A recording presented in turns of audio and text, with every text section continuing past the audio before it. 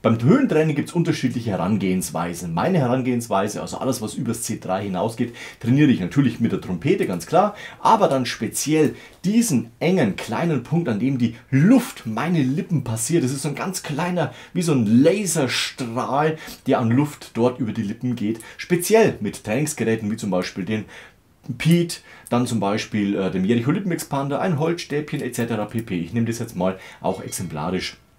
Und zwar dort, wo dieser Punkt ist immer mein Luftstrompunkt. Das heißt, dort geht die Luft raus. Und jetzt fokussiere ich meine Muskulatur auf diesen Punkt.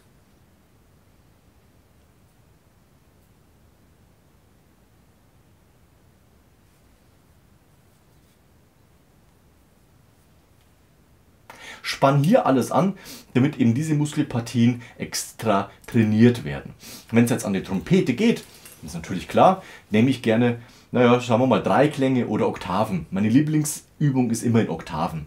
Das heißt, ich starte hier zum Beispiel beim C2.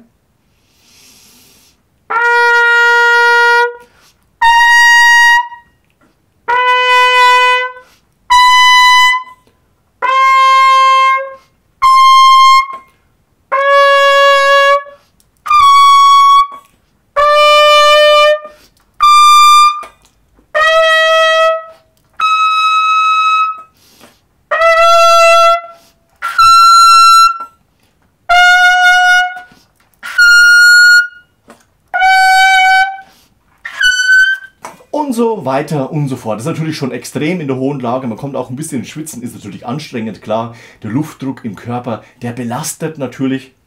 Aber auf diese Art und Weise kannst du versuchen, auch bei dir die höheren Lagen zu trainieren. Also es gibt zwei Standbeine in dieser Hinsicht. Wir haben das eine, ist das Trompetentraining, klassisch, und auf der anderen Seite nochmal speziell unsere Muskulatur, die eben dann standhalten kann, beziehungsweise dem Luftdruck etwas entgegensetzen kann, damit dieser im Körper eben auch höher steigen kann. Ansonsten würde die Luft ja links und rechts und überall herausströmen und wir würden diese nicht nutzen.